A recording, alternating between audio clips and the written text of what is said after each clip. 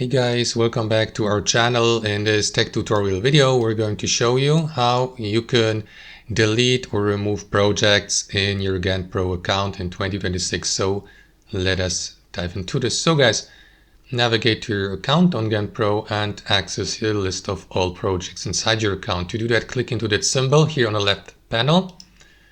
And after that, go through that list. Click into these three dots next to the given project. Let me delete that one here for the sake of this tutorial. Click into delete, confirm, and after that you can click into this button. However guys, you will need to enter the project name here with the exact letters, and you can't copy and paste it, I assume. So if I try to copy and paste it, it does work. So you can actually also copy it here without typing it. Anyways guys, you will need to click into this button here,